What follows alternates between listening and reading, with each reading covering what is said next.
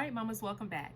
So, when you mention the topic of homeschooling, literally you get an array of opinions, misconceptions, judgments. Okay, you guys know what I'm trying to say. All these preconceived notions, essentially about homeschooling, right? And so, it can leave you feeling a little bit frustrated and a bit intimidating, right? So here's the thing. Homeschooling is more widely accepted than it definitely was years ago, right? And it's becoming a standard school choice option for a lot of moms. So you are definitely not alone. At the end of the day, homeschooling boils down to what you want to do, right? How you want it set up, and the educational goals that you have set and established for your child. Okay, that's what it boils down to. Everyone's homeschooling experience and their homeschooling home and their layout and all that stuff is going to look completely different.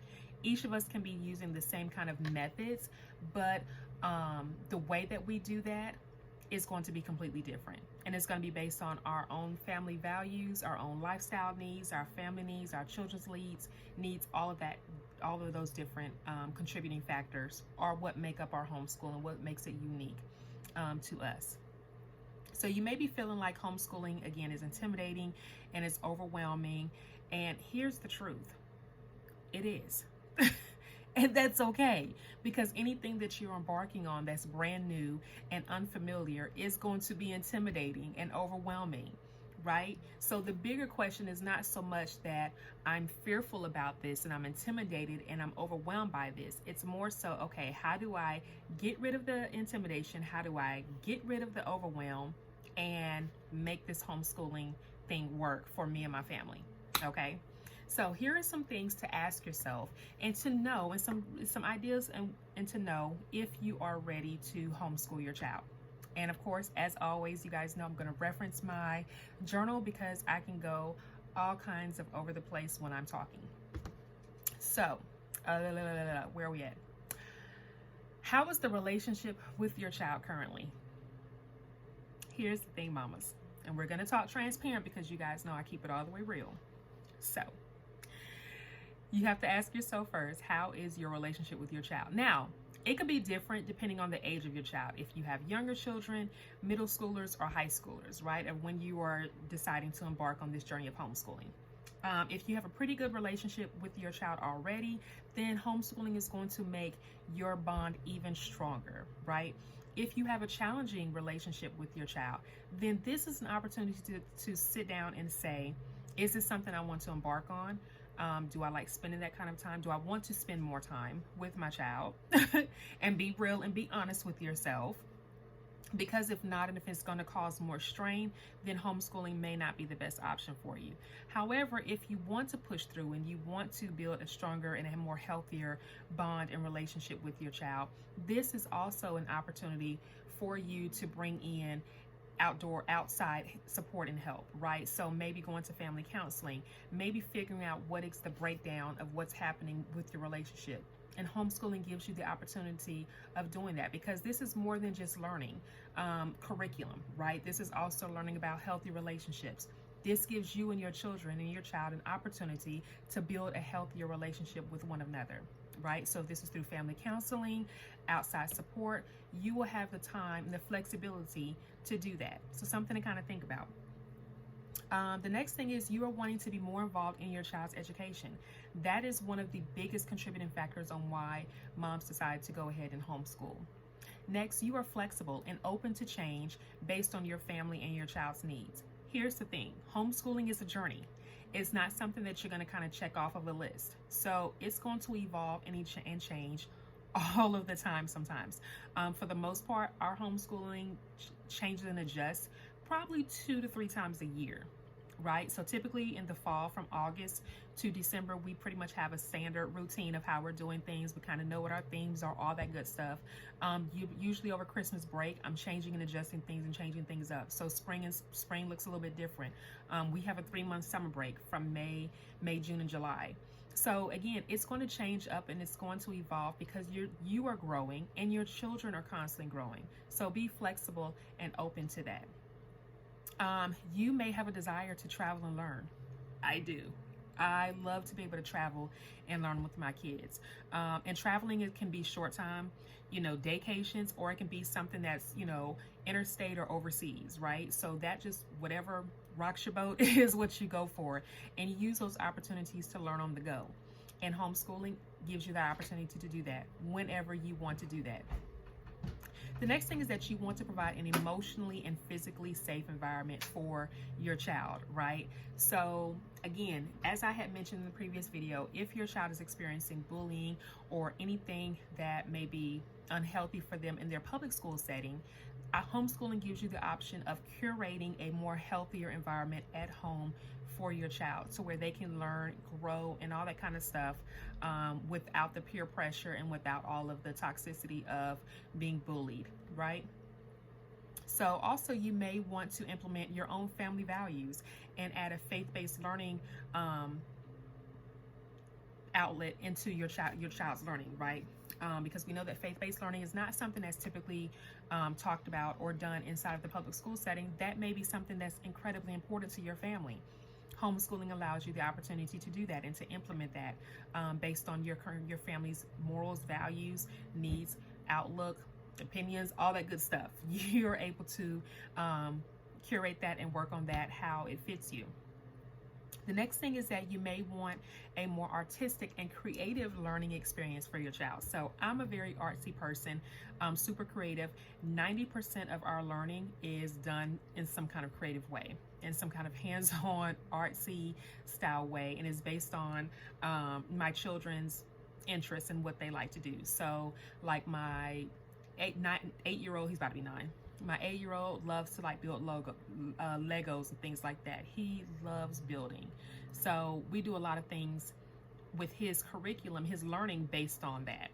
My 5-year-old is kind of hit or miss. You just never know. He loves painting. So we do a lot of stuff with painting. What he's interested in changes literally from week to week. So it makes it fun and exciting, and we just kind of flow with it and go with it. My 13-year-old is very much artsy and creative, so she loves to build in an architectural type of way.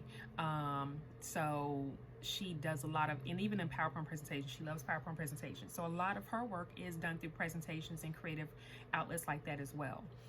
So it just works for us. And of course, I have my little 1-year-old, and she's, rising 2-year-old. She'll be 2 in August. So rising 2-year-old. And so hers is just pretty simplistic and easy, and she is a little advanced for her age because she has older siblings. So we just kind of make it work. So that's something to kind of think of as far as adding that artistic and learning piece. So the next thing could be something that is incredibly important to me is being able to implement life skills training, right?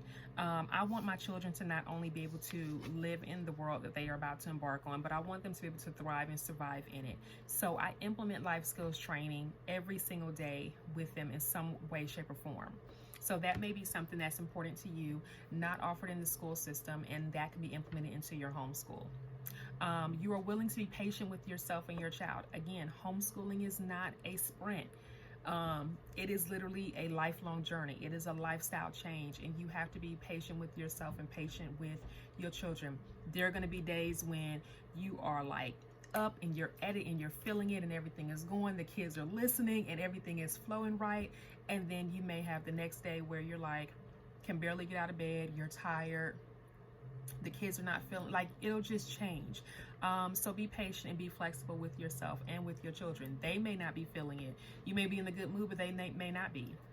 Hey, you know what? Let's pick this up later on in the evening, or later on, tonight or tomorrow. Be flexible. Be patient with yourself and with your children. The next thing, you are willing to commit to creating outlets to help you and your child relieve stress, overwhelm, frustration, things like that.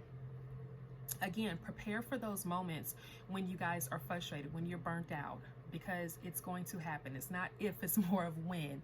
And having creative ways to know, okay, I'm not feeling it right now, my kids are not feeling it right now, what can we do to kind of, reboost and recharge ourselves? So if it's going out and taking a walk, if it's exercising, if it's going to go paint, if it's going out to eat, if it's taking a day off or a week off, be flexible with yourself and create those outlets to know when we are getting to that point, to that boiling point, this is what we're going to be doing, right?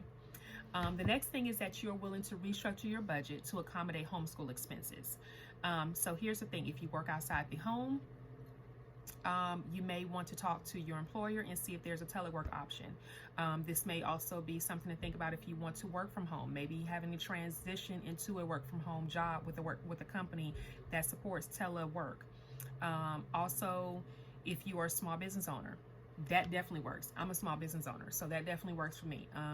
After I got laid off of my last corporate job back in 2013, that was pretty much it for me, and I have not looked back, and I have loved it ever since. Is it hard sometimes? Absolutely. But I'm kind of, spoiled to the freedom and the flexibility. So there's just no looking back for me. So that's something to kind of think about. You absolutely can work from home and support your children. It's just got to be really, you just got to be really creative and super creative with your budget. And that is something that will delve in a lot more on another video. The next thing, last but certainly not least, you are mentally ready for what the folks are going to say, because people are going to have something to say. They always do. So you may have people around you, even down to your children's father, to family members, to friends. So many different people will have something to say about you homeschooling. And here's the thing, that's okay. Let them talk. Because you are focused on what it is that you're doing and why you're doing it, and you have to remain streamlined and focused on that. Making sure that you are mentally ready to deal with what people are going to say and the questions that come, and the little comments that people will say and all that. Hey, it's going to happen, and you just have to get some thick skin and be ready for it. But do not let it sway you and sway your decision on what it is that you chose for you and your children. When I first started homeschooling, that is something that I absolutely went through. My children's father was not on board with it, did not understand it, and years later, he gets it, by seeing them, watching them grow, watching them not miss a beat. They're learning every day. They can hold a better conversation than some adults. So, even down to, friends and family, extended family, have had something to say. But I steadfast on why my mission, my homeschool mission, of what it is that I wanted to accomplish, why I decided to do this. My children reinforce that decision every single day. They remind me in some kind of way. I can be having the worst day, and they'll say something or do something, and I'm reminded. Not to mention, I keep it up here on my whiteboard up here of what my mission statement is, of why I homeschool. So that's a daily reminder. So making sure that you're mentally strong and mentally sound is a big component of you being able to really navigate and hang on, for the long haul of this homeschooling journey. So that's it. That's what I have for you. So based on watching the other video of if your child is ready to be homeschooled, and based on learning what you've learned today, you can sit down, meditate, and decide if homeschooling is something that is right for you. And here's the thing, there's no right or wrong answer. It's what's best for you and your family. So it may not be a good option, or it may be a good option. Either way it go, you've made a decision, and you can feel comfortable and confident in whatever decision it is that you choose to make. So if you have any questions, be sure to leave those down in the comments. Also, be sure to like and subscribe this video. I'm going to be bringing a lot more videos that delves into a lot of the things that I highlighted and talked about even more. Also, if you are wanting to get a little checklist, if you're like, you know what, I think that I can go ahead and embark on this thing called homeschooling. Keisha, I think that I'm okay. I think that I'm ready. I have meditated on it. I feel good about it. I'm a little bit scared maybe, but you know what? I'm going to push through it. So if that's the case, I have this Keep It Simple and Sane homeschool checklist. How to prepare your homeschool within 4 weeks. You can grab that in the link down below. And so that will help you to get your homeschool set up prepared and all that kind of good stuff, so that way you can get it rocking for the upcoming school year. I also have workshops and things like that that go into a lot more detail of how to successfully prepare your homeschool. And you guys know that I'm all about keeping it simple, keeping it sane. So this is definitely no fluff. This is no BS. This is simple, straight to the point, easy, simplistic way of setting up your homeschool, because again, it's a journey and you're going to add to it and take away from it as you are embarking on it. As always, send you guys so much love and light, and thank you for hanging with me. Bye.